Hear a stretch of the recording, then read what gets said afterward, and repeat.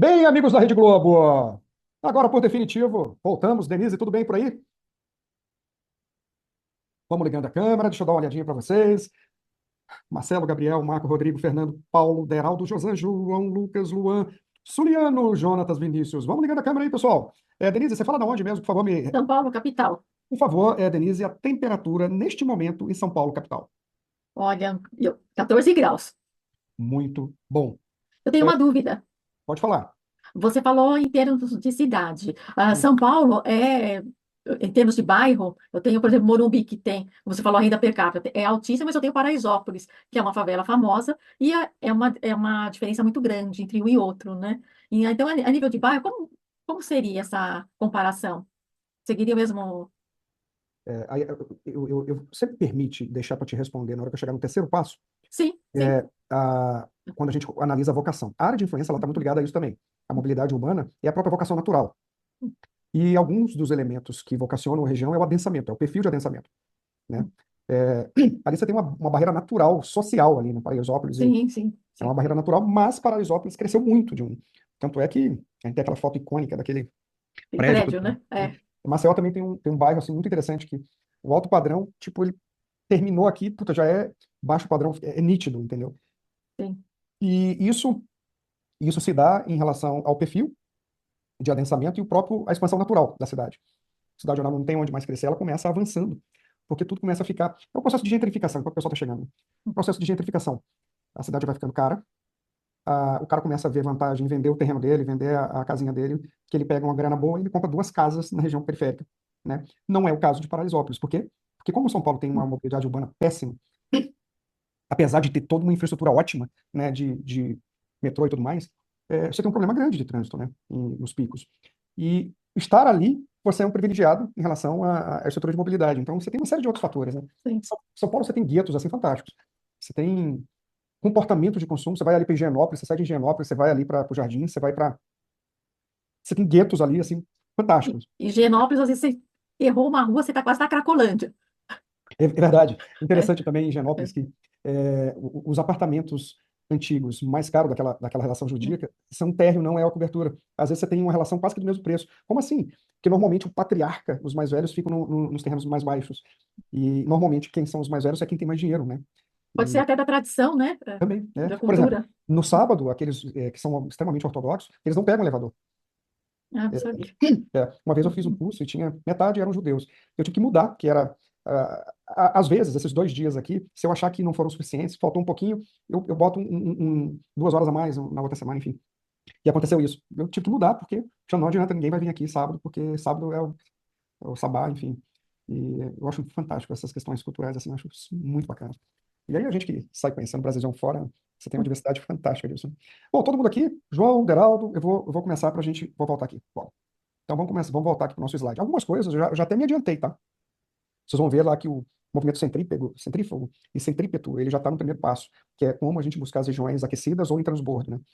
Então, o maior desafio da gente é esse aqui. Presta atenção. Vê se vocês conhecem alguém que faz isso. Um dos maiores desafios é a gente quebrar esse ciclo. Qual é o ciclo? O cara analisa a concorrência e, com base naquilo que está vendendo, ele define o produto dele.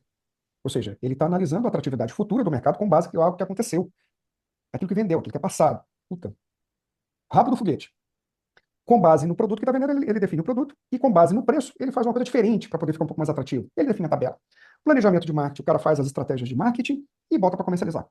Pois é, quando você está num ciclo de expansão, de recuperação, tendo demanda reprimida, isso aqui rola. Só que quando você está no mercado sangrento, você vai perder dinheiro. E você não vai saber disso.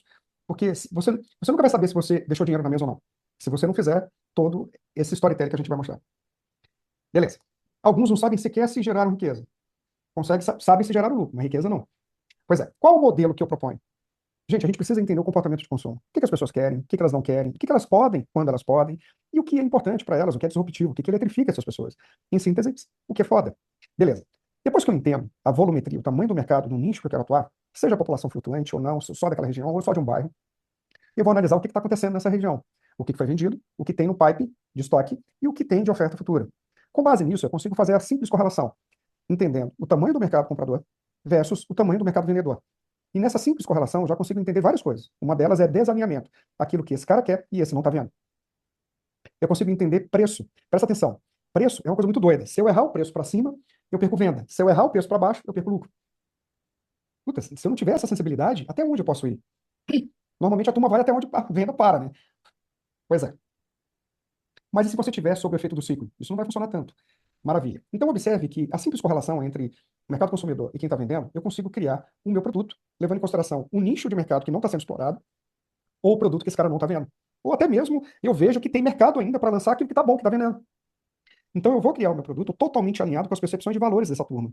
O que que acontece? Eu diminuo o meu custo de marketing mais de 50%, porque as minhas estratégias vão estar direcionadas e gatilhadas por aquilo que tem nível de importância alto. Eu já consigo gatilhar essas pessoas. Eu diminuo a minha verba e aumento a minha eficiência de conversão. Tudo isso o quê? Se eu tenho demanda reprimida, se eu consigo entender o que eles querem e, obviamente, entender a janela de a gente lançar. Já já eu falo isso. A comercialização é exatamente a janela. Beleza, eu entendi, Denise, que tem mercado, que o mercado é comprador, porra, o produto está alinhado. Tá, mas eu devo lançar agora? Ou eu devo lançar daqui a 6 meses? Ou daqui a um ano? O que eu devo fazer? Puta, será que eu devo lançar tudo aquilo que eu quero? Eu adoro fazer o lançamento de escassez. Exemplo, se o mercado está comprador em 500 unidades, bota 200, bota 250. Ainda que você tenha 500, bota 250. Um indicador de sucesso é ambulância e polícia. Como assim que chama? Der polícia, o cara furou a fila lá no lançamento, confusão, briga no lançamento do Deraldo. Porra, olha, escassez. O que o mercado tá falando? Escassez. Pô, o pau tá cantando lá. Vaza, vai pra lá. Ambulância, gente desmaiando na fila da porta. Gente, eu tô falando uma coisa que é verdade. Tem um amigo meu, lançador, que esses dois indicadores ele leva em consideração para medir pressão. É melhor você vender 100% do que você lançou do que você vender 40% de tudo que você lançou. Porque qual é a mensagem que eu passo no mercado? Tudo que eu coloquei eu vendi. Faz sentido ou não? Mas como é que eu sei disso? Como é que eu vou saber disso se eu não sei o tamanho do mercado, caramba? Se eu não consigo Cristiano, estimar o tamanho do mercado. essa que é a verdadeira definição de panela de pressão.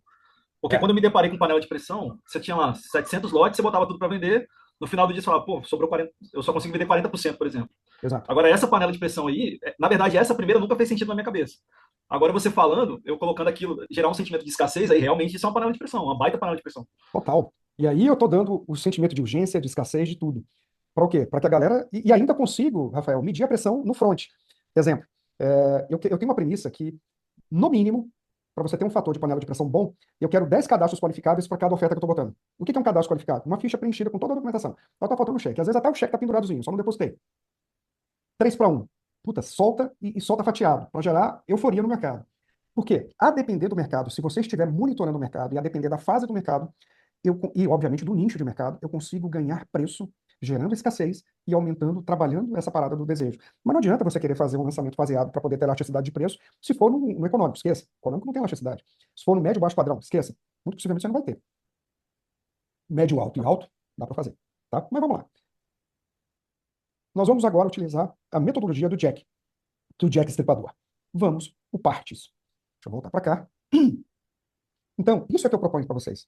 Presta atenção. Se você conseguir fazer essa parada, Cristiano, porra, é difícil fazer isso aqui. Não é fácil, não, dá um trabalho. Mas o maior trabalho é você fazer a primeira vez. É você ter o primeiro inventário.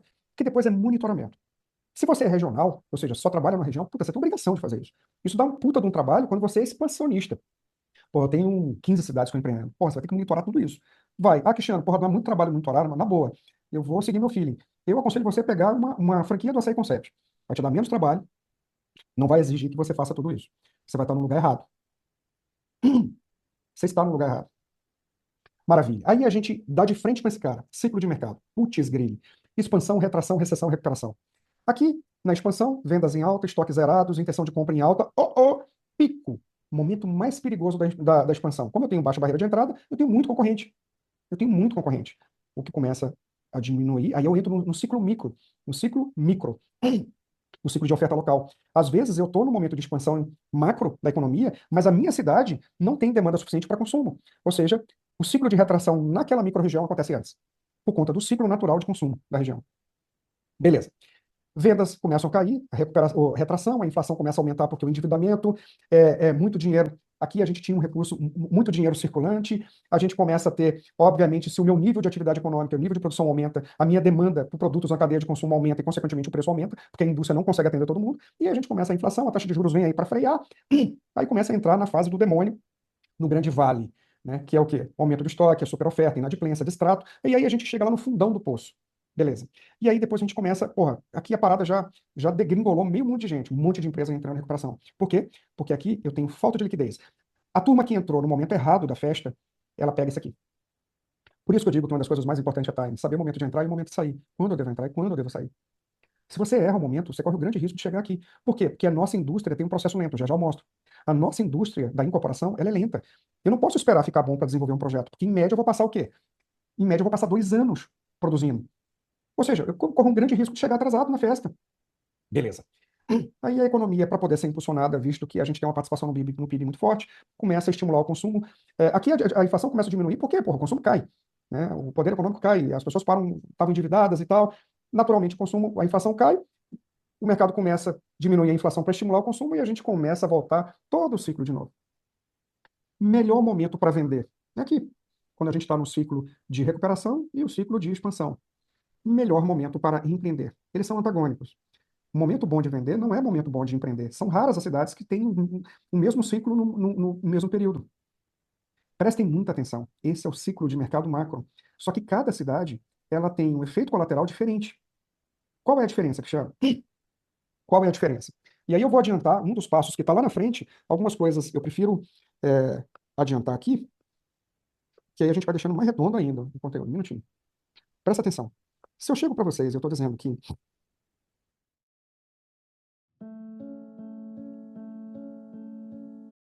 toda essa parada ela acontece em diferentes momentos para cada região. Exemplo, naquele período que a gente estava lá na crise de 2016, que foi terrível para um monte de empresa, poxa, foi muito ruim para um monte de empresa, muito ruim para um monte de empresa. Tinha cidades que estavam, puta, caos total, vendas paralisadas, de extrato, puta, um monte de coisa. Mas tinha cidades que, por conta da sua matriz econômica, estavam bombando, o negócio estava andando, a crise não foi tão sentida. A título de exemplo, eu cito o norte do Mato Grosso, Sinop, Sapezal, Nova Mutum, com mais ênfase em Sinop, Lucas do Rio Verde, Sorriso. Cada cidade responde de uma forma diferente ao vírus chamado ciclo de mercado.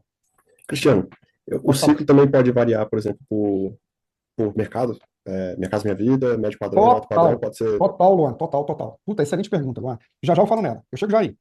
Então, esse é o ciclo micro, Luan. O ciclo macro da economia é o quê? Empoderamento, taxa de juros diminuída, condições favoráveis para o voo. Só que cada cidade, ela responde de uma forma diferente. Mais uma vez eu digo, tem cidade que em plena recessão, porra, tá suave. Tem cidade que não, tá, puta, matando cachorro a grito. O que faz com que uma cidade seja diferente da outra? Isso aqui, ó.